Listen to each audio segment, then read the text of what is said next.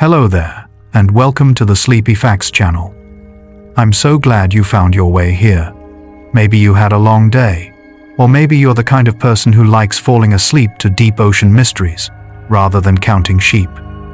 Either way, tonight's journey is for you. Let your mind relax, your breathing slow, and your body grow light as darkness deepening in the ocean's middle depths. Because tonight, we're exploring giant squid. Those legendary creatures who drift through twilight zones where sunlight fades to nothing. We'll drift from their enormous eyes to their mysterious lives in the abyss, discovering how these elusive giants navigate a world of perpetual twilight. Some of what you hear tonight may surprise you, or at least spark curiosity as you drift off. Before we begin, if this helps you unwind, consider liking and subscribing, one sleepy soul at a time. Now, let's begin. The giant squid drifts through the ocean's twilight zone, inhabiting depths between 1,000 and 3,000 feet below the surface. This creature being one of the largest invertebrates on Earth, reaching lengths of up to 43 feet from the tip of its mantle to the end of its longest tentacles. Though most individuals being considerably smaller, the animal existing in a realm where sunlight penetrates only as dim blue twilight, creating an environment that feels more like dusk than day. The giant squid belongs to the genus Architeuthis.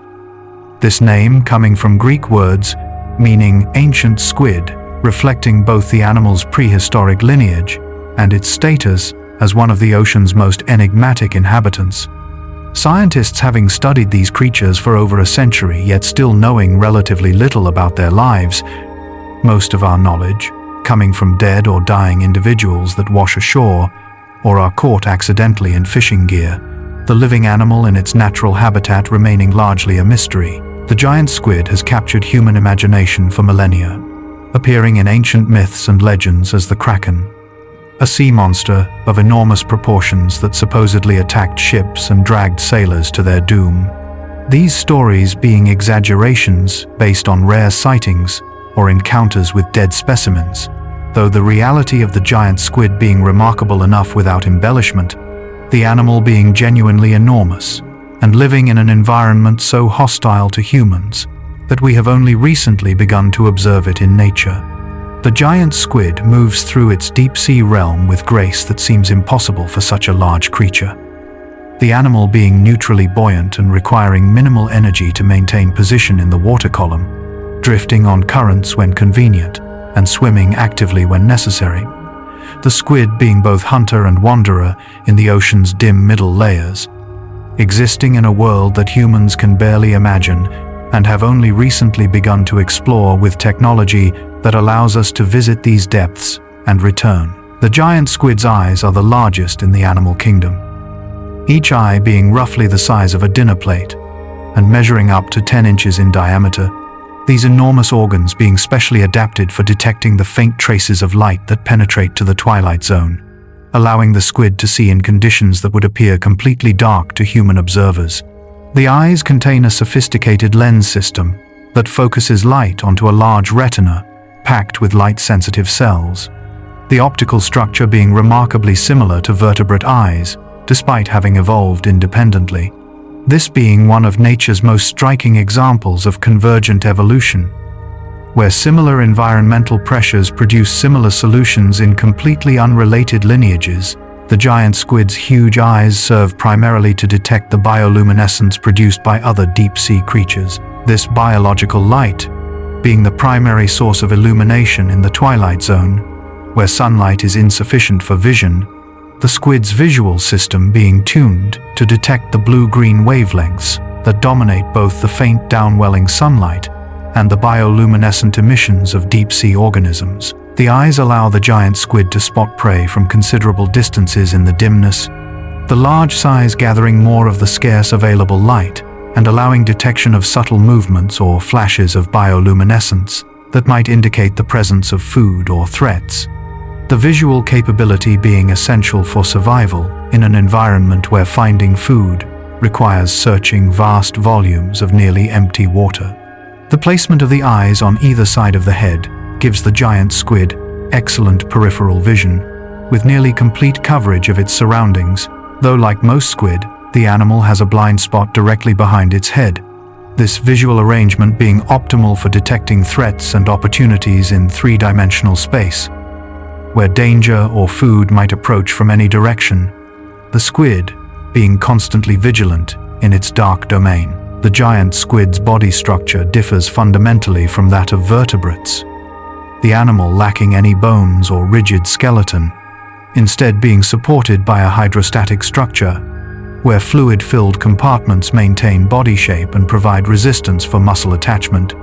This body plan allowing flexibility impossible in animals with rigid skeletons while also making the squid vulnerable to damage from handling or stranding. The mantle forms the main body cavity and contains most of the internal organs, including the digestive system, gills, and reproductive organs. This muscular sac being capable of rapid expansion and contraction that draws water into the mantle cavity and then expels it forcefully through the siphon, creating the jet propulsion that allows sudden bursts of speed when the squid needs to move quickly. The siphon is a flexible tube that can be aimed in different directions, allowing the squid to control its movement with precision. By directing the water jet, this steering mechanism being remarkably effective and giving the squid maneuverability that would be difficult to achieve through fin-based propulsion alone. The animal being able to move forward, backward, or sideways with equal facility. The giant squid has 8 arms and 2 longer tentacles, the arms bearing suckers along their entire length and being used for manipulating food and for general interaction with the environment, while the tentacles being specialized for prey capture, each ending in a broad club covered with suckers that can be shot out rapidly to grab prey from a distance. The tentacles being retractable and normally held close to the body until needed. The suckers on both arms and tentacles are lined with sharp, horny rings that provide grip and prevent prey from escaping. These rings, sometimes leaving circular scars on prey that survives an encounter, or on the bodies of sperm whales who feed on giant squid, the sucker marks being one of the few pieces of evidence about giant squid behavior that scientists can study in the wild. The giant squid's swimming capability combines efficiency with occasional bursts of impressive speed, the animal normally drifting or swimming slowly to conserve energy, using gentle undulations of its fins and occasional pulses of water through the siphon to maintain position or make slow progress through the water. This energy-efficient mode being appropriate for an animal living in an environment where food is scarce and unpredictable. The fins are diamond-shaped structures at the rear of the mantle that provide stability and fine control during slow swimming. These structures, beating in coordinated waves, that propel the squid gently through the water, or that maintain position against weak currents, the fins being too small to provide the thrust needed for rapid movement, but being perfectly adequate for the slow cruising that characterizes most of the squid's daily activity. When threatened, or when pursuing prey, the giant squid can contract its mantle powerfully and expel water through the siphon in a forceful jet.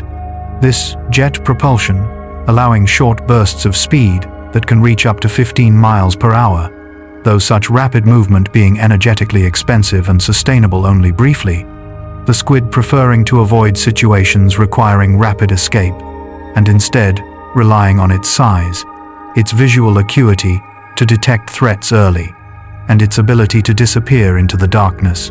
The giant squid typically swims with its tentacles trailing behind and its arms held close to the body.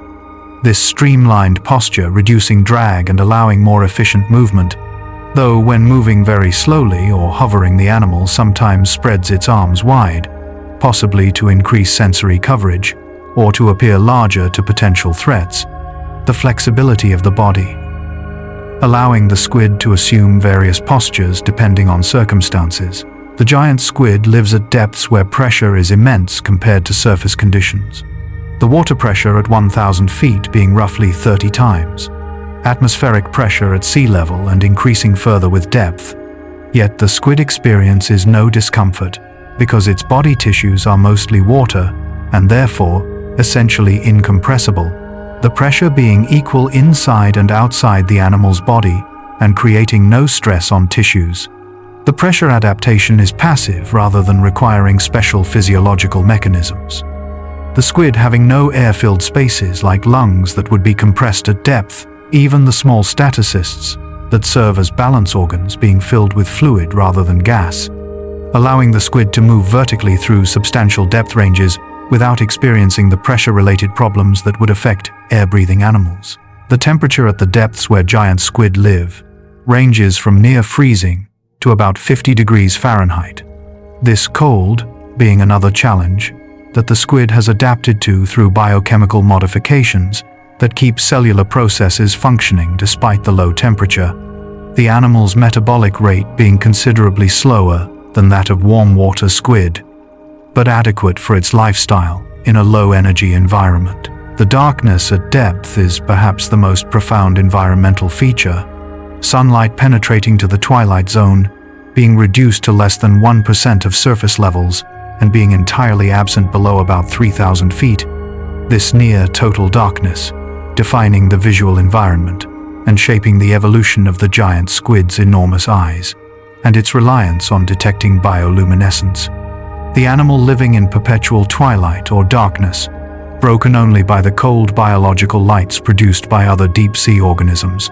The giant squid's metabolism operates at a pace appropriate for its cold, dark environment. The animal having a relatively low metabolic rate compared to surface-dwelling squid or to warm-blooded animals, this slow metabolism allowing the giant squid to survive on infrequent meals and to maintain its large body mass without requiring constant feeding, the animal being adapted to an environment where food encounters are unpredictable and where energy conservation is essential. The squid's circulatory system includes 3 hearts, 2 branchial hearts that pump blood through the gills for oxygenation, and 1 systemic heart that pumps oxygenated blood throughout the body, this arrangement being characteristic of cephalopods and being more complex than the single-circuit system found in most other mollusks. The multiple hearts being necessary because squid blood is less efficient at carrying oxygen than vertebrate blood and requires higher pressure to circulate effectively. The blood itself contains hemocyanin rather than hemoglobin as the oxygen-carrying molecule, hemocyanin being a copper-based compound that turns the blood pale blue when oxygenated, this being less efficient than hemoglobin at carrying oxygen, but functioning adequately in the cold, well-oxygenated waters where giant squid live. The blue blood being one of the alien features that makes squid seem foreign to mammals like ourselves. Despite our sharing the same planet and ocean, the giant squid feeds primarily on fish and smaller squid, capturing prey with its long tentacles and bringing food to its mouth using the shorter arms. The beak at the center of the arm crown being sharp and powerful, capable of cutting through flesh and shell with remarkable efficiency, despite being made of chitin rather than bone or tooth. The beak is the hardest part of the giant squid's body, being composed of the same material that forms insect exoskeletons, but being organized in a way that creates a structure harder than most plastics and comparable to some metals in its resistance to wear. This hardness being necessary because the beak must last the animal's entire life and withstand the forces involved in processing prey. The radula sits behind the beak, this being a tongue-like organ covered with tiny teeth that rasps food into smaller pieces, the radula pulling food backward into the esophagus after the beak has cut it into manageable chunks. The feeding process being methodical and relatively slow, the squid taking time to process each meal thoroughly. The esophagus passes through the center of the brain, this unusual anatomical arrangement meaning that the giant squid must be careful not to swallow pieces too large, or they could damage the brain. The squid's feeding behavior, reflecting this constraint, by involving thorough processing of food before swallowing. The beak and radula reducing prey to small pieces that can pass safely through the narrow passage. The giant squid's diet probably varies with location and season depending on what prey is available in its territory, opportunistic feeding being necessary in an environment where encounters with food are irregular. The squid eating whatever it can catch, rather than specializing on particular prey types. This dietary flexibility allowing survival in the patchy and unpredictable food landscape of the deep sea. The giant squid's nervous system is among the most sophisticated of all invertebrates, the brain being large relative to body size and being organized into distinct lobes that process different types of information. This neural complexity, supporting the sophisticated vision, rapid responses, and coordinated movements that characterize cephalopod behavior. The brain surrounds the esophagus in a ring-like structure, with different lobes dedicated to processing visual information, controlling movement, coordinating the arms and tentacles, and integrating sensory input from throughout the body. This distributed processing, allowing rapid reactions to threats or opportunities without requiring all decisions to be made by a central processor. The optic lobes are particularly large, reflecting the importance of vision in the giant squid's life.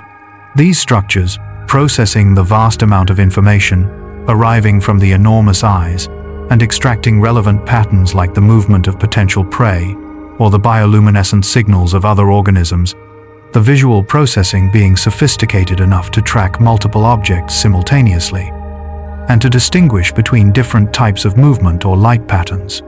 The nervous system extends throughout the body through nerve cords that allow rapid communication between the brain and distant body parts, the speed of neural transmission being enhanced by giant axons that conduct signals much faster than typical nerve fibers. These specialized structures, allowing the squid to coordinate rapid movements of its large body, despite the relatively slow chemical signaling that neurons use, the giant axons being so large that they were used in early neurological research to understand how nerve cells function, contributing significantly to our understanding of neuroscience. The giant squid's arms and tentacles contain thousands of chemical and mechanical sensors that detect touch, taste, and water movements, these sensors being distributed across the suckers and along the arm surfaces, allowing the squid to gather detailed information about objects it contacts. The arms essentially being able to taste and feel simultaneously, providing rich sensory feedback about potential food items or about the environment. The suckers themselves are muscular organs that can generate strong suction and that can be controlled individually or in groups, allowing fine manipulation of objects or powerful gripping when needed. The flexibility and strength of the suction being remarkable and making the arms effective tools for capturing and controlling prey or for manipulating environmental features. The tentacles are specialized for rapid extension, the clubs at their ends being shot out toward prey in a fraction of a second. This strike being too fast for most prey to avoid, the tentacles retracting immediately to bring the captured item back to where the arms can secure it. The entire capture sequence being over before the prey fully registers the threat, the speed and precision of tentacle strikes being among the most impressive performances in the animal kingdom, despite occurring in darkness, where humans rarely witness it. The giant squid's life cycle remains largely mysterious. Scientists knowing the general outline but lacking detailed observations of most stages, the animal beginning life as a tiny paralarvae that hatches from eggs laid by the female. These juvenile squid being only a few millimeters long and looking quite different from adults, the small size and transparency, making them almost impossible to find in the vast ocean. The paralarvae drift in the plankton for an unknown period, feeding on microscopic prey and growing slowly, eventually descending to deeper water as they mature, the transition from surface to depth being gradual and the timing varying among individuals, the early life stages being so poorly studied that scientists cannot confidently describe the habitat preferences or behavior of young giant squid. Growth continues throughout life, the squid getting progressively larger as it ages. Though the growth rate and maximum lifespan remaining uncertain, most estimates suggesting that giant squid live perhaps 5 years, though this being based on limited data and the true longevity being unknown, the animal's life being brief compared to large fish or marine mammals, but typical for cephalopods, who generally mature quickly and die relatively young. Reproduction appears to occur only once in the giant squid's lifetime, the animal being semmelporous like most squid, meaning that both males and females die shortly after breeding, their entire life being focused on growing large enough to reproduce successfully, and then putting all remaining energy into producing the next generation. This reproductive strategy being effective in the unpredictable deep-sea environment where finding a mate might be difficult, and where survival after reproduction being less certain than dedicating all resources to ensuring the success of offspring. The giant squid encounters few natural predators as an adult. The large size and powerful arms, providing effective defense against most potential threats. Though sperm whales are known to feed heavily on giant squid, the whales diving to the depths where squid live and hunting them in darkness using echolocation to detect and track their prey. The relationship between sperm whales and giant squid has captured popular imagination.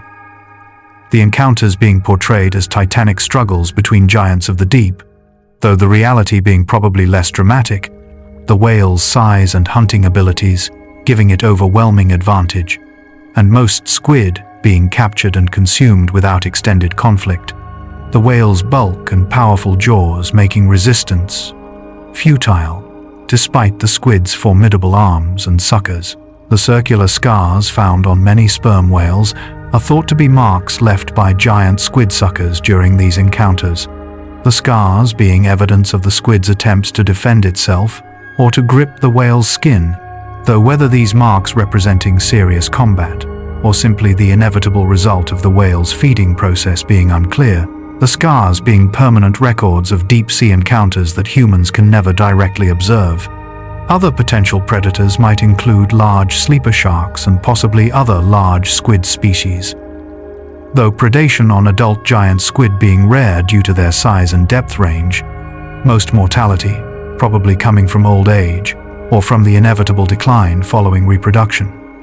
The giant squid being at or near the top of the twilight zone food web and having few natural enemies once reaching adult size, the giant squid's camouflage capabilities are limited compared to coastal squid species. The animal having some ability to change its skin color through chromatophores embedded in the skin, these pigment-containing cells being able to expand or contract to alter the skin's appearance.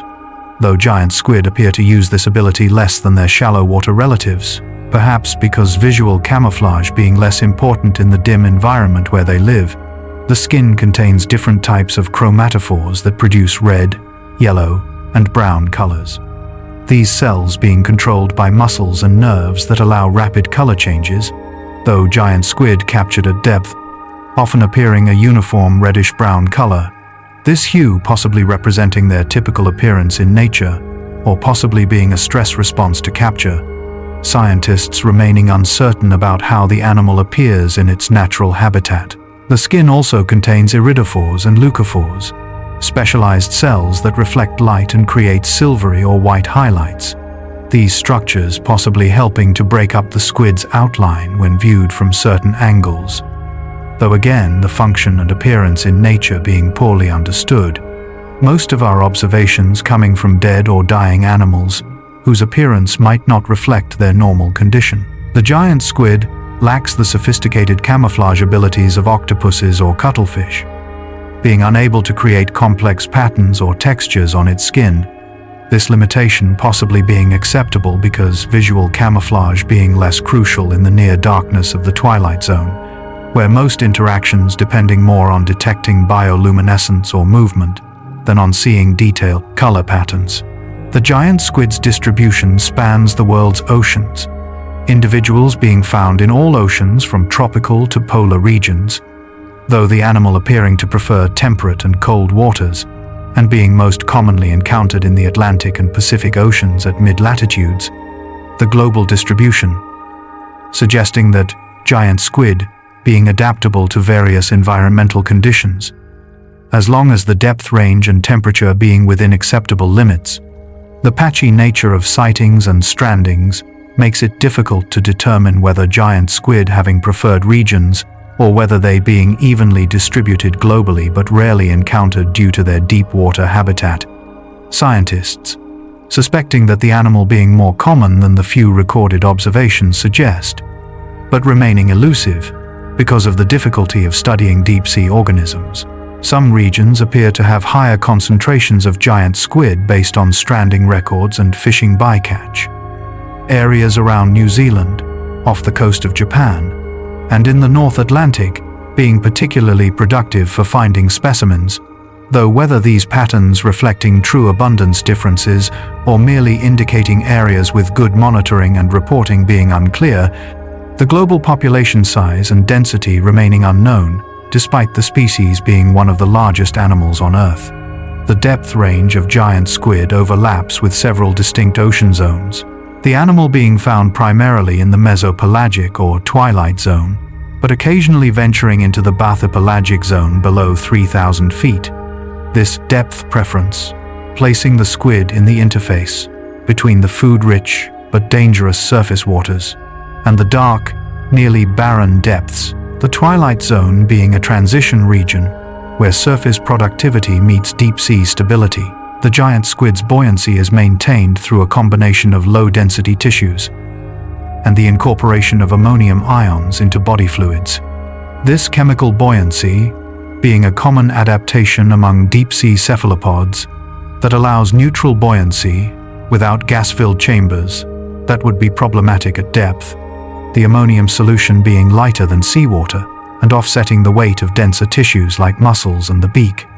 The ammonium concentration in giant squid tissues is quite high, the fluid filling spaces within the body, containing dissolved ammonium chloride that provides buoyancy, while also having the unfortunate side effect of making the flesh taste unpleasant to most predators, except sperm whales, who apparently tolerate or even prefer the flavor. This chemical defense being unintentional but effective against many potential threats. The concentration of ammonium must be carefully regulated to maintain proper buoyancy at the squid's depth. Changes in depth requiring adjustments to the amount of ammonium in the tissues, though these adjustments occurring slowly over days or weeks rather than rapidly, the giant squid being relatively restricted in how quickly it can change its depth range, sudden vertical movements requiring active swimming to overcome buoyancy mismatches. The ammonium-based buoyancy system is energetically efficient compared to maintaining gas-filled swim bladders that would require constant adjustment at varying depths. The chemical approach, allowing the squid to hover effortlessly in the water column without expending energy on buoyancy regulation, this passive system being well suited to an animal living in an energy-poor environment where any reduction in metabolic costs providing survival advantages. The giant squid's growth rate appears to be remarkably rapid compared to most large animals, the squid reaching enormous size within just a few years, this fast growth being necessary because the animal's lifespan being short and reproduction occurring only once at the end of life, requiring rapid maturation to reach reproductive size before death. The growth is supported by efficient protein synthesis and by a body plan that scales well. The hydrostatic skeleton and soft tissues, allowing size increases without the constraints that bony skeletons impose, the squid simply getting larger versions of the same structures rather than needing to remodel bone or other rigid tissues as vertebrates must during growth. The food requirements for such rapid growth must be substantial. The squid needing to capture and consume large amounts of prey to support the tissue synthesis required for increasing size, this need for food driving the squid's hunting behavior and determining its activity patterns. The animal spending much of its time searching for prey in the sparsely populated twilight zone. The relationship between growth rate and environmental conditions remains poorly understood, scientists suspecting that food availability affecting growth speed, and that individual squid in food-rich areas growing faster than those in less productive regions, though direct evidence being scarce and most of our understanding being based on assumptions rather than on measured growth rates in wild individuals. The giant squid's reproduction begins when adults encounter each other in the vastness of the ocean, the meeting being facilitated by chemical signals or possibly by sounds that travel long distances through water, though the exact mechanisms by which giant squid locate potential mates remaining unknown, the deep sea being so large and squid being so thinly distributed that finding a mate seeming almost impossibly difficult, yet obviously succeeding often enough to maintain populations. The male produces spermatophores, packages of sperm enclosed in protective cases, these being transferred to the female during mating. The transfer mechanism involving the male's hectocotylus, a specialized arm modified for reproduction, though the details of giant squid mating behavior being unknown because no one has ever observed it in nature, all our knowledge coming from examination of captured specimens and from inference based on related species.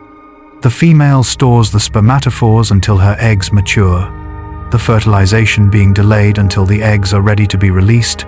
This strategy, allowing some flexibility in timing and ensuring that eggs being fertilized at the optimal moment, the female then releasing the fertilized eggs into the water where they drift in the plankton, the number of eggs produced by a single female being estimated in the millions, based on the size of ovaries in captured specimens, though actual egg-laying having never been observed. The giant squid's eggs are small relative to the adult's size, each egg being only about 1 millimeter in diameter, and being enclosed in a gelatinous matrix that keeps them together in sheets or strings. These egg masses drifting in the ocean currents and developing over a period of weeks or months, depending on water temperature. The embryos growing slowly in the cold, deep water until they hatch as tiny paralarvae. The egg masses are thought to float at depths shallower than the adult's usual range, possibly in the upper few hundred meters where temperatures being warmer and food for the hatchlings being more abundant. This vertical separation between adults and eggs being common among deep-sea animals and reducing competition between generations, while placing the vulnerable early stages in more productive waters where survival chances be better. The paralarvae that emerge from eggs are miniature versions of adults, but with different proportions, the arms and tentacles being relatively longer and the mantle being more elongate, these differences reflecting adaptations to the planktonic lifestyle, where the tiny squid must capture even smaller prey while avoiding becoming prey themselves, the early life stage being incredibly vulnerable, and mortality being extremely high, only a tiny fraction of the millions of eggs surviving to adulthood. The transition from planktonic juvenile to deeper water adult occurs gradually as the squid grows, the timing and triggers for descent being unknown. Young squid, presumably moving deeper as they become large enough to pursue the prey available in the twilight zone and to avoid the predators that dominate surface waters. The ontogenetic migration being an important but poorly documented aspect of giant squid life history. The giant squid's seasonal behavior remains largely mysterious, scientists being unsure whether these animals migrate or remain in the same general area year-round. The limited observations of living giant squid providing insufficient data to determine whether they show seasonal patterns in depth distribution, feeding, or reproduction, the animal's basic ecology being surprisingly unknown despite its fame and large size.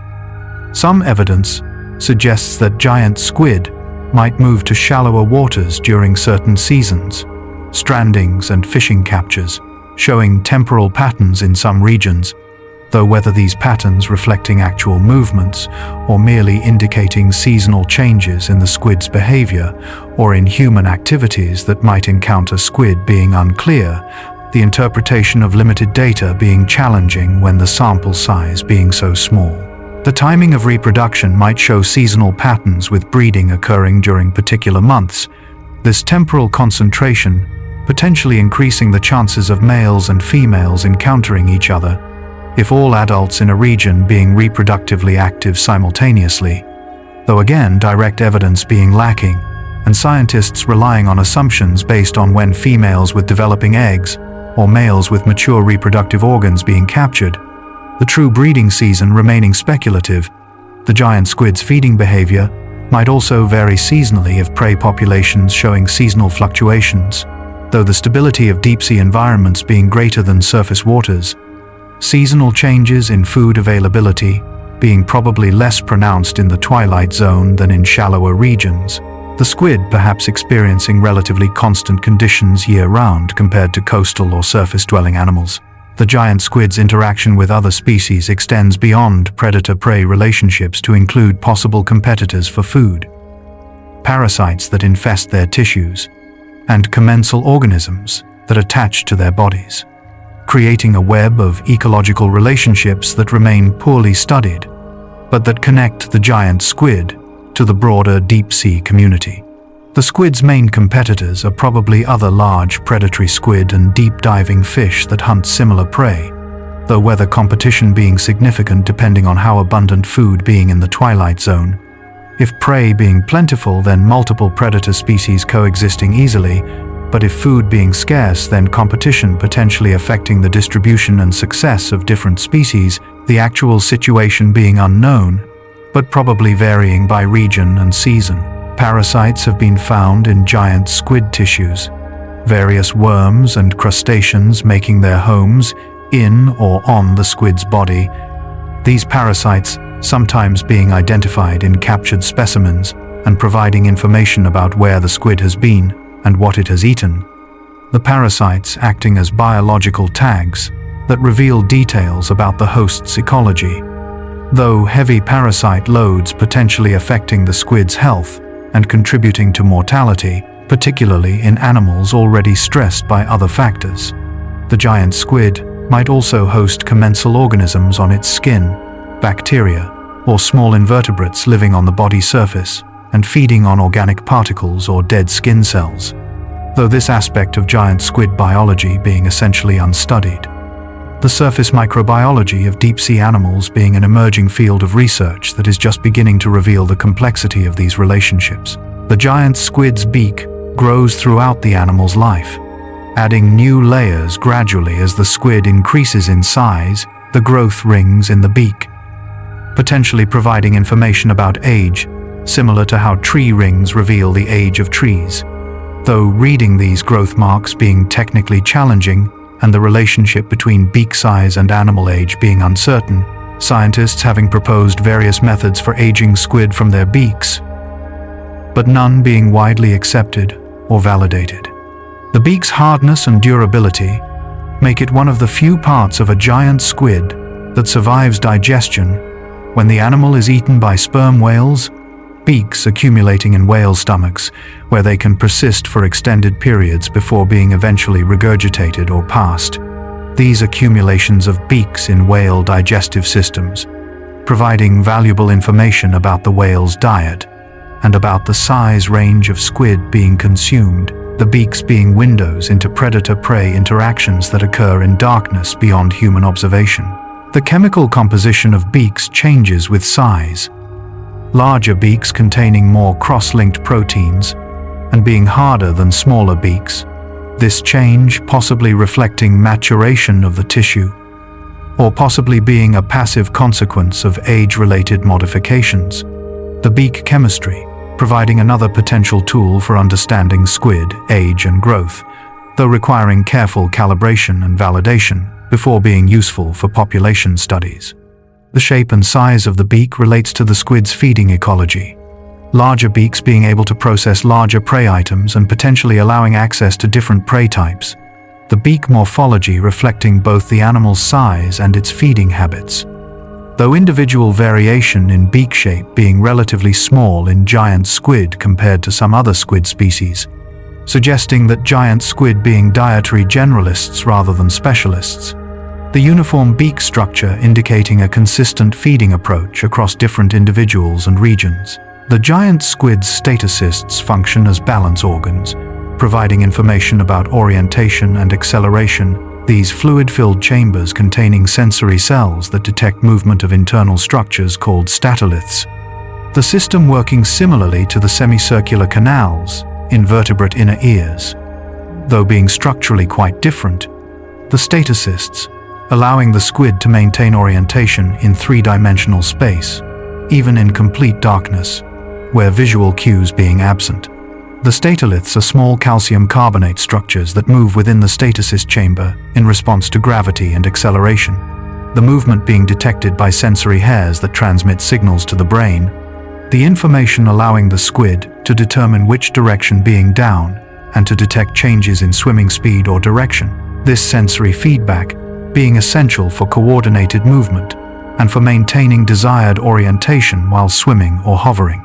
The statoliths grow throughout the squid's life by adding layers of calcium carbonate.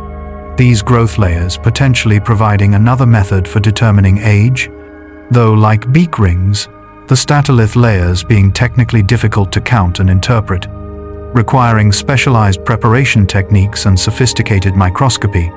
The use of statoliths for age determination being an area of active research that might eventually provide reliable methods for studying squid life history. The precision of the statocist system allows the giant squid to maintain stable orientation and to execute coordinated movements despite the three-dimensional nature of the marine environment and the absence of fixed reference points. The balance sense working in concert with visual information and with sensory input from the arms and tentacles to create an integrated perception of the squid's position and movement through space. The giant squid's ink sac is relatively small compared to some other squid species, the gland producing a dark fluid that can be expelled through the siphon as a defensive measure, though giant squid rarely using ink because they living at depths where visual predators being scarce and where ink clouds being less effective than in well-lit surface waters, the ink perhaps being an evolutionary remnant from ancestors that lived in shallower habitats, where visual camouflage being more important. The ink itself consists of melanin particles suspended in mucus, the melanin giving it a dark color that would create an obscuring cloud in well-lit water, the mucus helping the ink hold together rather than dispersing immediately, though at the depths where giant squid live, the darkness making the visual confusion created by an ink cloud largely irrelevant, the ink possibly serving primarily to stimulate the chemosensory systems of predators and causing brief confusion or distraction rather than providing visual concealment. The production of ink requiring metabolic resources that might be better spent on other functions in an energy-limited environment, perhaps explaining why giant squid ink sacs being small and why ink release being apparently uncommon. The animal relying more on its size, its speed when needed, and its deep-water habitat for protection rather than on chemical defenses. The ink being a backup option rarely employed, except in extreme circumstances. Some researchers have suggested that giant squid might release ink when being attacked by sperm whales, the ink potentially interfering with the whale's echolocation and providing momentary confusion that allows the squid a brief opportunity to escape, though whether this actually occurring being unknown, no one having observed a giant squid sperm whale encounter, and the effectiveness of ink against echolocation being uncertain, the hypothesis being plausible but unproven. The giant squid's gill structure is efficient at extracting oxygen from seawater, the gills being located within the mantle cavity and being bathed in fresh water each time the mantle contracts during the ventilation cycle. The continual flow of water across the gill surfaces, providing oxygen and removing carbon dioxide. The respiratory system being relatively simple compared to the sophisticated oxygen extraction mechanisms found in very active fish, but being adequate for the giant squid's less demanding lifestyle. The gills consist of many fine filaments that increase surface area for gas exchange, each filament being richly supplied with blood vessels that bring deoxygenated blood close to the water, allowing oxygen to diffuse into the blood, while carbon dioxide diffuses out. The thin gill membranes facilitating rapid gas exchange that keeps the squid's tissues adequately oxygenated despite the relatively low oxygen-carrying capacity of hemocyanin-based blood. The ventilation rate varies with activity level. The squid breathing faster when swimming actively and needing more oxygen, while resting squid ventilating their gills slowly and reducing oxygen consumption to minimum levels. This ability to adjust metabolic rate and respiratory activity, allowing the squid to conserve energy during periods of low activity. The flexibility being important in an environment where food being scarce and unpredictable. The efficiency of the respiratory system determines how active the giant squid can be, the oxygen supply limiting burst swimming capability and determining how long the squid can maintain rapid movement before oxygen debt forcing it to slow down and recover, the respiratory capacity being one factor, shaping the squid's hunting strategies and its responses to threats. The giant squid's skin contains photophores, small light-producing organs scattered across the body surface. These organs capable of producing bioluminescence through chemical reactions involving luciferin and luciferase, the same general mechanism used by many deep-sea organisms to produce biological light. Though the function of giant squid photophores being unclear, the animals possibly using light for communication, for attracting prey, or for camouflage through counter-illumination. The photophores are relatively simple in structure compared to the complex light organs found in some other deep-sea animals, each photophore consisting of light-producing cells, surrounded by reflective and pigmented tissues that direct the light emission. The simplicity suggesting that bioluminescence being less important for giant squid than for some other Twilight Zone inhabitants, the animals, perhaps using light only occasionally, or for specific purposes, rather than relying on it extensively. Counter-illumination is a camouflage technique where animals produce downward-directed light that matches the faint illumination from above, eliminating their silhouette when viewed from below and making them nearly invisible to predators or prey looking upward. This strategy being common among Twilight Zone animals and potentially being how giant squid use their photophores, though whether they actually employing this technique being unknown. Observations of living giant squid being too few to determine whether they producing light in nature and how that light being used. The ability to control bioluminescence allows flexible use of light. The squid potentially turning photophores on or off as needed, creating flashes to startle predators, or maintaining steady glows for counter-illumination, though the neural control of photophores and the behavioral contexts triggering light production remaining mysteries waiting to be discovered through future observations of living animals in their natural habitat. The giant squid's mantle is heavily muscled. The thick walls of this structure, containing circular and longitudinal muscle fibers that work antagonistically, the circular muscles contracting to reduce mantle volume and force water out through the siphon for jet propulsion, while longitudinal muscles expanding the mantle to draw water back in through the mantle opening. This pump-like action, creating the rhythmic flow that provides oxygen to the gills and thrust for swimming. The mantle wall also contains connective tissue and collagen fibers that provide structural support and that store elastic energy during muscle contraction. This stored energy helping to return the mantle to its expanded state and reducing the muscular effort needed for the expansion phase. The elastic recoil, making the pumping cycle more efficient and allowing the squid to maintain ventilation with less energy expenditure. The thickness of the mantle wall increases with body size. Larger squid having proportionally thicker mantles that can generate greater force during contraction. This scaling relationship, allowing large squid to produce powerful jets when needed despite their size, the muscular mantle being one key to the giant squid's ability to move quickly in short bursts, despite normally being a slow cruiser. The mantle surface is smooth and streamlined, lacking the rough textures or projections that would increase drag. The hydrodynamic form, allowing efficient movement through water and reducing the energy cost of swimming.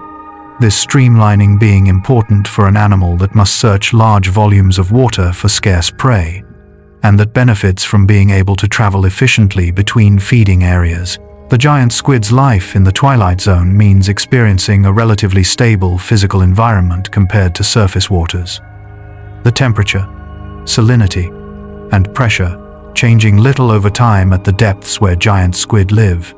This stability allowing the animal to maintain constant physiological conditions without needing to adjust to frequent environmental fluctuations, though the trade-off being that the stable environment, offering less seasonal variation in productivity and potentially supporting lower food availability overall, compared to the more variable but sometimes highly productive surface waters.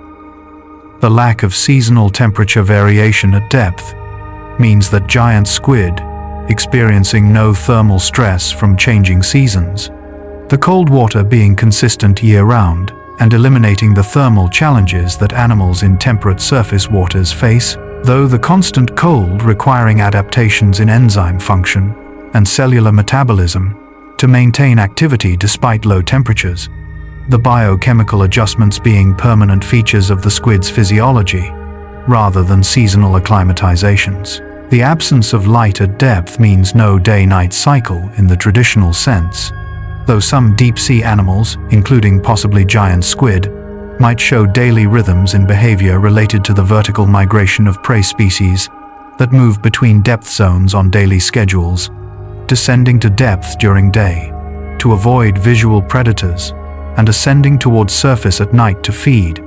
These migrating animals potentially providing predictable pulses of food availability that giant squid could exploit by timing their own activities to intercept the migrants.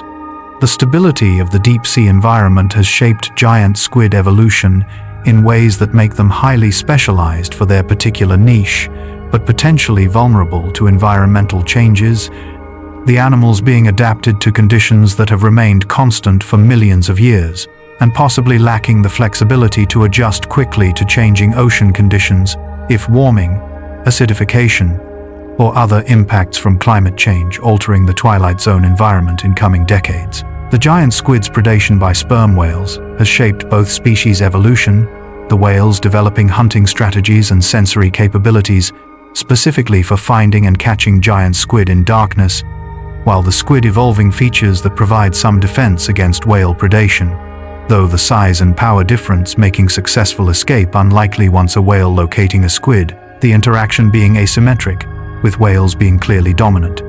The sperm whale's echolocation is sophisticated enough to detect and track squid at considerable distances, the whales producing powerful clicks that travel through water and bounce off objects, the returning echoes providing information about distance, size, and possibly shape of targets. This acoustic imaging, allowing whales to hunt successfully in complete darkness, where vision being useless, the whale's ability to find squid in three-dimensional space being remarkable and indicating extraordinary auditory processing capabilities. The circular scars on whale skin from squid suckers suggest that giant squid mounting some resistance during capture, the arms wrapping around the whale's head and the suckers attempting to establish grip, though whether this representing genuine fighting or simply reflexive grasping being unclear, the squid's nervous system potentially causing the arms to grip anything they contact, even as the squid being consumed, the scars being testament to the squid's powerful arms, but also indicating that resistance being ultimately futile. The predation pressure from sperm whales might influence giant squid distribution and behavior, the squid possibly avoiding areas where whale activity being high, or timing their activities to reduce overlap with whale foraging periods, though testing such hypotheses being difficult when we knowing so little about where giant squid spend their time and how they respond to whale presence. The relationship between these deep-sea giants being observed only indirectly through scars and stomach contents, rather than through direct observation of interactions. The giant squid's contribution to deep-sea food webs extends beyond its role as predator and prey, the animal's body becoming food for numerous organisms when it dies, sinking carcasses, providing concentrated pulses of nutrients to the seafloor communities that exist in the food-poor abyssal depths. These food falls being important events that support diverse scavenger communities. When a giant squid dies and sinks, the carcass descending through the water column and potentially traveling thousands of feet before reaching bottom, the journey, possibly taking hours or days, depending on depth and on the carcass's density. During the descent, various scavengers feeding on the carcass, fish and invertebrates, taking advantage of the temporary food source, the sinking squid, supporting a succession of feeders at different depths. Upon reaching the seafloor, the carcass attracting a variety of scavengers, including hagfish, amphipods, crabs, and other detritus feeders, these organisms descending on the food source and consuming the soft tissues over a period of days or weeks. The feeding frenzy being intense but brief, the carcass representing months or years worth of normal food for some scavengers, making dead giant squid important for sustaining deep-sea communities that otherwise relying on the slow rain of organic particles from surface waters. The hard beak being the last part to be consumed or to decompose. This structure, potentially persisting on the seafloor for extended periods and eventually being covered by sediment, buried beaks occasionally being recovered in seafloor cores and providing evidence of historical giant squid populations. The fossilized or preserved beaks being documents of ancient squid communities and offering glimpses into how these animals have existed in the oceans over geological timescales. The giant squid's evolutionary history traces back through millions of years of cephalopod evolution. The fossil record of soft-bodied squid being sparse because tissues rarely fossilizing, but beaks and the internal shell remnant called the gladius occasionally being preserved and providing evidence of ancient squid diversity. These fossils showing that squid have inhabited the oceans for hundreds of millions of years and that giant forms have evolved repeatedly in different lineages. The relationship between modern giant squid and other squid species is revealed through genetic analysis that compares DNA sequences and reconstructs evolutionary relationships, these molecular phylogenies, showing that Architeuthis, being related to other large deep-sea squid, but occupying its own distinct genus, the evolutionary divergence from related species occurring millions of years ago and giving giant squid sufficient time to develop their unique combination of enormous size, huge eyes, and deep-water lifestyle. The evolution of large body size in squid has occurred independently in several lineages. Various unrelated squid species reaching impressive sizes through convergent evolution, driven by similar selective pressures. The benefits of large size including reduced predation risk, ability to capture larger prey, and increased fecundity. Though the costs including longer development time and higher food requirements, the balance between benefits and costs determining whether large size being favored in particular environments. The giant squid's existence raises questions about the limits of invertebrate body size, the animal being close to the theoretical maximum size that a soft-bodied organism can achieve, while still maintaining adequate oxygen delivery to all tissues. The relationship between surface area and volume becoming increasingly unfavorable as size increases, making gas exchange more difficult in very large animals. The giant squid, apparently approaching the edge of what being physically possible for animals with their type of body plan and respiratory system. The giant squid's encounters with humans have been rare throughout history. Most interactions involving dead or dying animals that wash ashore or become entangled in fishing gear, these strandings being significant events that generate public interest and scientific attention. The beach cast specimens, providing opportunities to study animals that otherwise remaining inaccessible in their deep water habitat. Though the condition of stranded squid being often poor, decomposition and damage from stranding, making anatomical studies challenging and limiting the information that can be extracted from these unfortunate individuals. The reasons for strandings remain poorly understood. Sick or injured squid, perhaps losing their ability to maintain proper depth and drifting towards shore, or navigational errors possibly bringing squid into shallow coastal waters where they becoming trapped and unable to return to deep water. Storms and unusual currents potentially pushing squid towards shore against their will. The multiple possible causes, making it difficult to determine why any particular stranding occurs. Each event being potentially unique and reflecting individual circumstances, rather than revealing general patterns. The scientific value of stranded specimens is immense, despite their often deteriorated condition. Each new specimen providing DNA samples for genetic studies, morphological data for understanding anatomy, and occasionally stomach contents that reveal diet. These pieces of information accumulating slowly over decades as specimens are collected and studied, the gradual accumulation of data from stranded animals being one of the primary ways that scientists learn about giant squid biology. Though the sample being biased towards sick, injured, or otherwise compromised individuals, and may not accurately represent the characteristics of healthy giant squid in nature. The public fascination with stranded giant squid reflects deep-seated interest in mysterious sea creatures and in the unknown depths of the ocean, each stranding generating news coverage and drawing crowds of curious observers. The giant squid, serving as ambassador for the deep sea, and reminder that vast areas of our planet remaining unexplored and filled with remarkable creatures that we are only beginning to understand.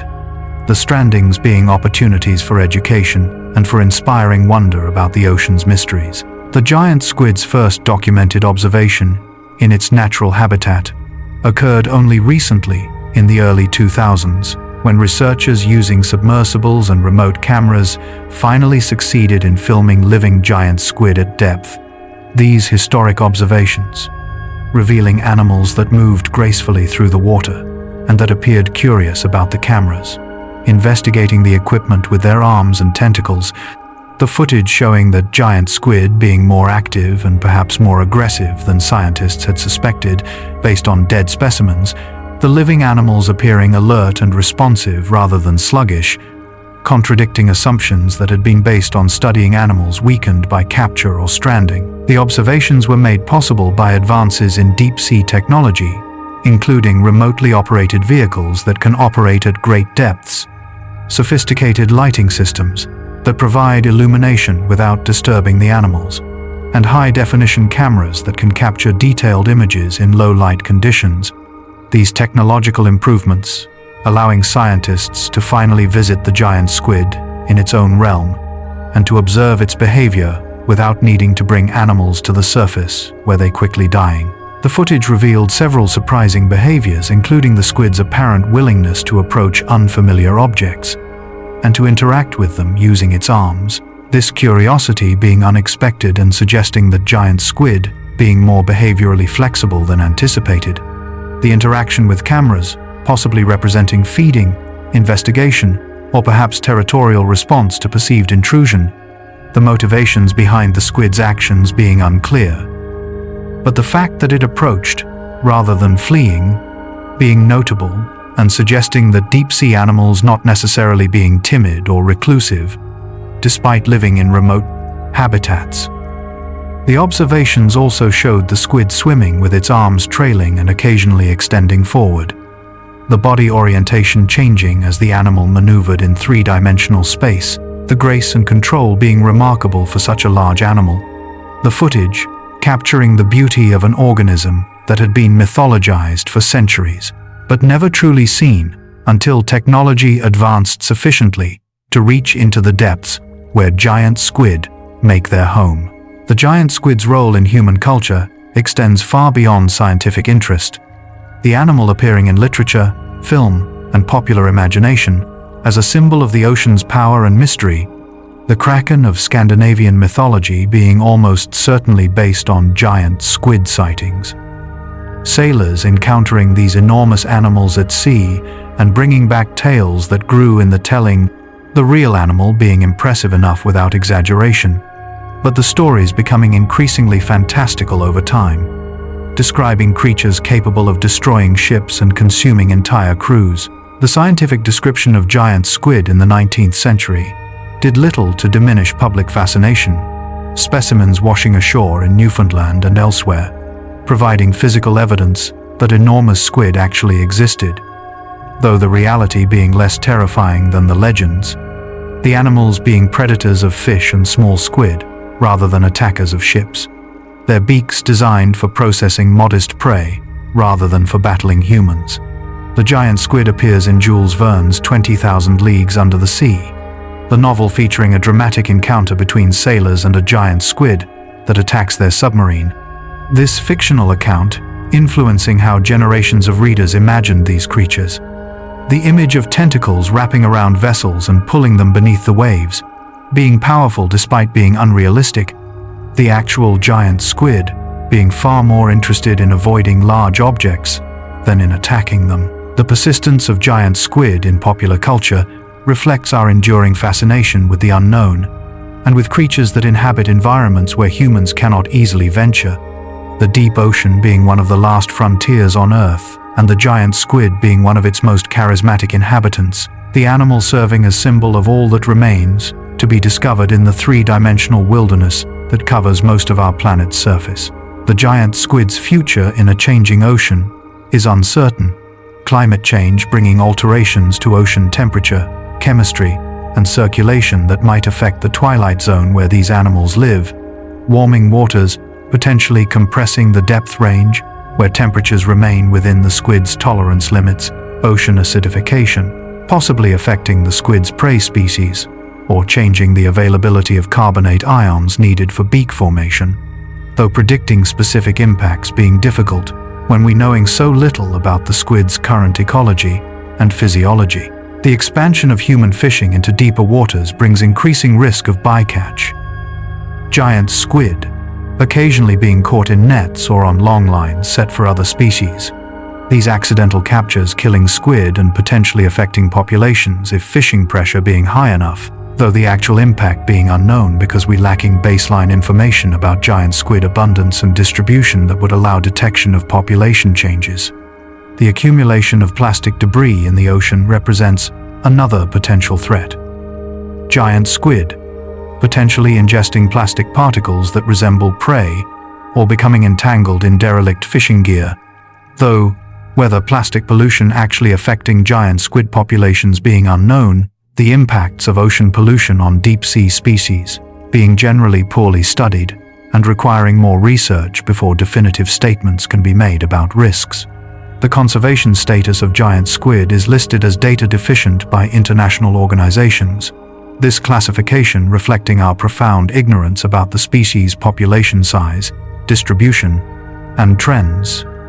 The lack of information, making it impossible to determine whether giant squid being threatened or whether populations being stable. The data deficiency, highlighting the challenge of managing and protecting species that live in environments so remote and difficult to study. That basic population biology remaining unknown after centuries of human interest in these remarkable animals. The giant squid's sensory integration allows the animal to combine information from vision, touch, balance, and possibly other senses to create a unified perception of its environment, the brain processing multiple streams of information simultaneously and extracting relevant patterns while filtering out noise. This multi-sensory integration being essential for navigating and hunting in a complex three-dimensional environment, where threats and opportunities appearing from any direction. The relative importance of different senses probably varying with circumstances. Vision being primary when detecting distant objects or movement based on bioluminescence, while touch and taste becoming dominant when the squid investigating objects at close range or manipulating captured prey. The arms providing detailed sensory feedback that supplements or replaces visual information when the squid working with objects too close for the eyes to focus on effectively.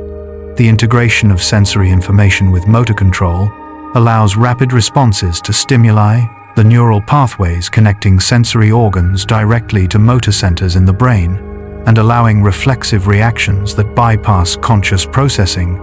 This arrangement enabling split-second responses to sudden threats or fleeting prey opportunities, the speed of response being critical in an environment where encounters with food being brief and where predators appearing without warning.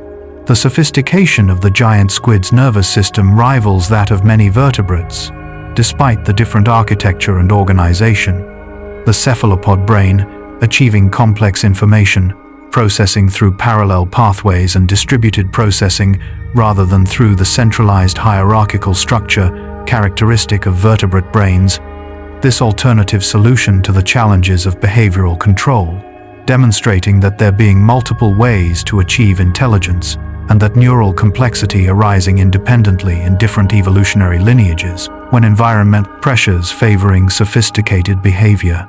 The giant squid's metabolism responds to temperature, the rate of cellular processes increasing with warmth and slowing with cold. This temperature sensitivity being characteristic of all biological systems, but being particularly significant for giant squid who live in cold, deep water, where metabolic rates being inherently slow. the low temperature reducing the speed of enzyme-catalyzed reactions and making all physiological processes proceed at a leisurely pace. The cold environment, requiring biochemical adaptations that allow enzymes to function despite low temperature. The proteins in giant squid cells, having molecular structures that remain flexible and active in cold conditions that would make related proteins from warm water species become stiff and non-functional. These cold-adapted enzymes being essential for maintaining life in deep-sea conditions, but potentially making giant squid unable to tolerate warmer temperatures that would overactivate their enzymes and disrupt metabolic balance. The slow metabolism has implications for all aspects of giant squid biology, including growth rate, activity level, reproduction, and lifespan. The reduced metabolic pace, meaning that biological processes taking longer than they would at warmer temperatures, but also requiring less food energy to sustain.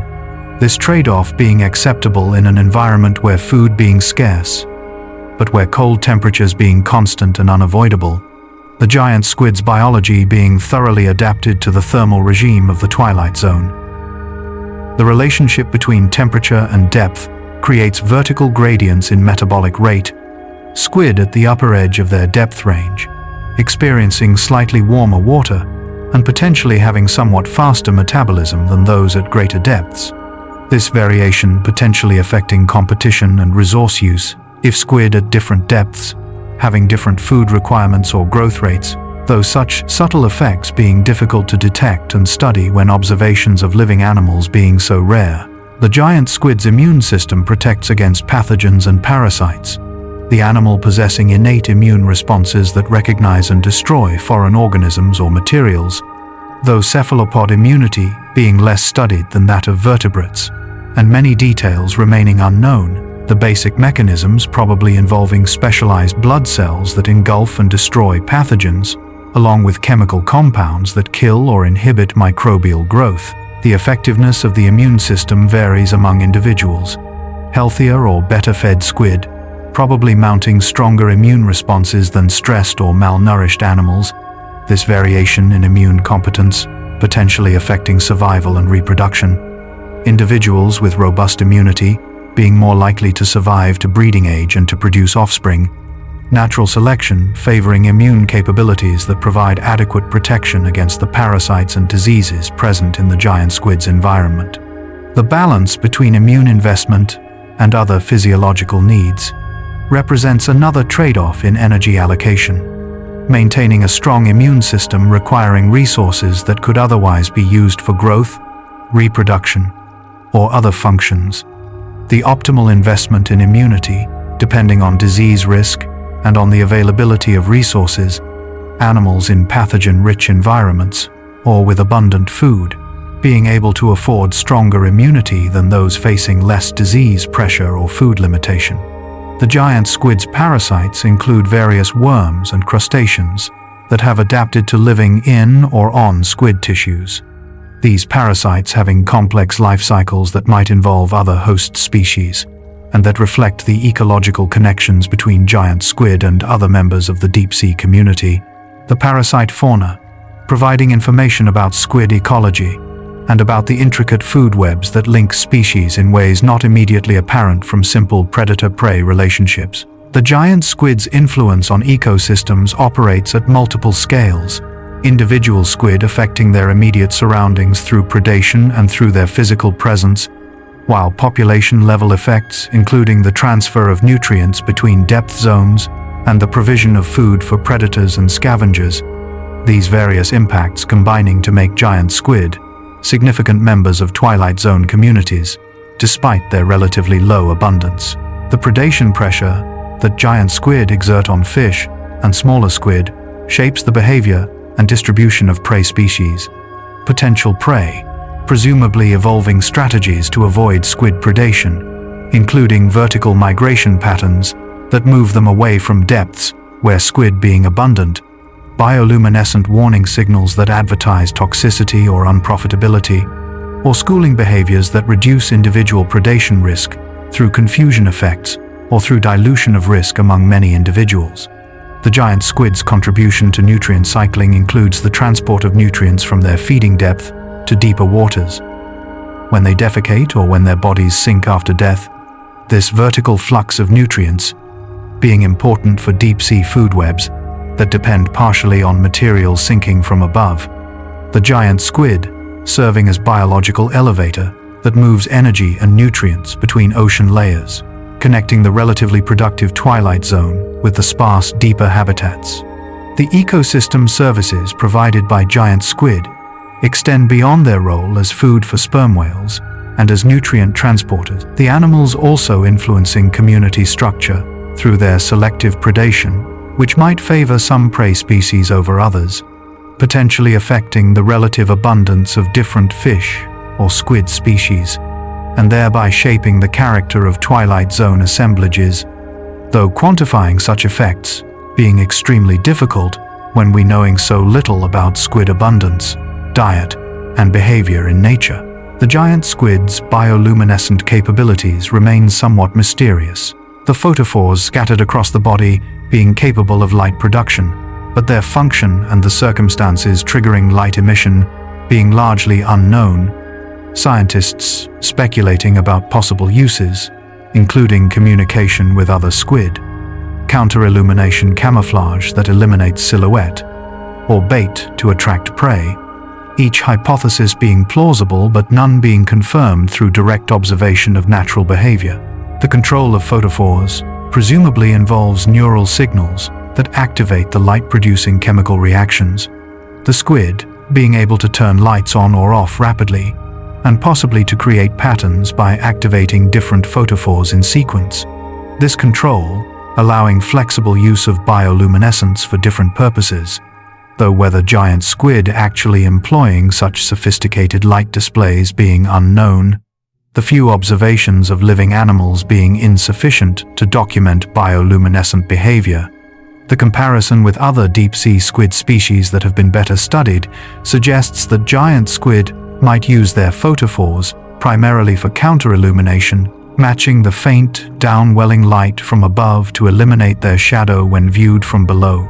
This camouflage technique being common among twilight zone animals and being effective at making large animals nearly invisible to predators looking upward.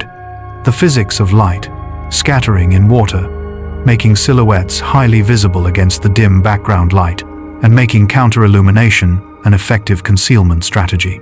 The biochemistry of bioluminescence in giant squid, probably resembling that of other squid species, luciferin being oxidized in the presence of luciferase enzyme to produce light, the reaction being efficient and producing minimal heat, the molecular details potentially differing slightly from those of better studied species, but the basic mechanism being evolutionarily conserved across diverse bioluminescent organisms, the convergence on similar chemical solutions to light production, demonstrating that there being limited ways to generate biological light efficiently. The giant squid's learning capacity remains largely unexplored.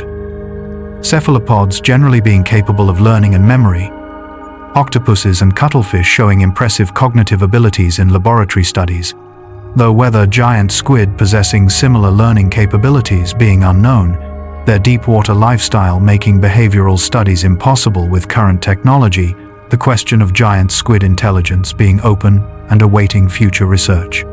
The large brain and sophisticated sense organs suggest capacity for complex behavior. Neural processing power presumably being related to behavioral flexibility, though the correlation not being perfect, and some animals with large brains showing relatively simple behavior, while others with smaller brains displaying surprising complexity, predicting giant squid cognitive abilities from anatomy alone being speculative. The challenges of giant squid's environment might favor learning, the patchy distribution of prey and the unpredictability of food encounters, potentially rewarding individuals who can remember productive hunting areas or who can learn to recognize the behaviors of different prey species. Spatial memory and prey recognition being cognitive skills that would enhance foraging efficiency and improve survival prospects. Natural selection potentially favoring enhanced learning abilities, if they providing significant advantages in the challenging deep-sea environment.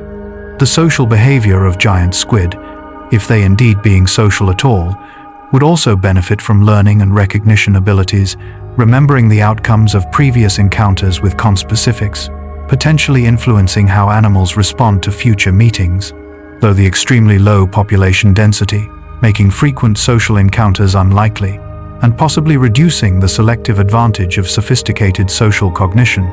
The balance between costs and benefits of enhanced learning capacity, depending on ecological circumstances and on the actual lifestyle of these poorly known animals. The giant squid's contribution to scientific knowledge extends beyond marine biology to include neuroscience, where the discovery of giant axons in squid nerves revolutionized our understanding of how neurons function. These enormous nerve fibers being large enough to study with mid-20th century techniques and allowing scientists to perform experiments that would have been impossible with typical tiny vertebrate neurons. The ease of working with squid giant axons, making them the standard model for neurophysiology research for decades. The giant axons are not actually part of giant squid specifically, but rather are found in various squid species, including relatively small species. The term giant, referring to axon size rather than squid size, though the confusion being understandable and the name being appropriate, given that large squid having proportionally larger giant axons than small species, the scaling relationship between body size and axon diameter being necessary to maintain rapid signal transmission across longer distances in larger animals. The research using squid axons led to fundamental discoveries about how electrical signals propagate along neurons, how ion channels work, and how nerve cells communicate. This knowledge forming the foundation of modern neuroscience and enabling development of treatments for neurological diseases. The contribution of squid to human medicine being significant despite being indirect. The basic research revealing principles that apply to all nervous systems, including human brains, demonstrating how studying unusual animals in extreme environments can provide insights relevant to human health and biology. The continued use of cephalopods in neuroscience research reflects both the historical importance of these animals to the field and their ongoing value as model organisms. Though modern techniques, allowing study of mammalian neurons, directly have reduced dependence on squid preparations, the animals remaining important for certain types of studies, where the large size and accessibility of their neurons providing advantages. The relationship between cephalopod biology and human neuroscience being one of mutual benefit, where scientific understanding advancing through comparative studies that reveal both universal principles and specialized adaptations. The giant squid's visual ecology involves not only detecting light, but also processing complex visual scenes and extracting relevant information about the environment. The large optic lobes in the brain being dedicated to analyzing the patterns of neural activity coming from the retina and identifying features like movement, size, and distance.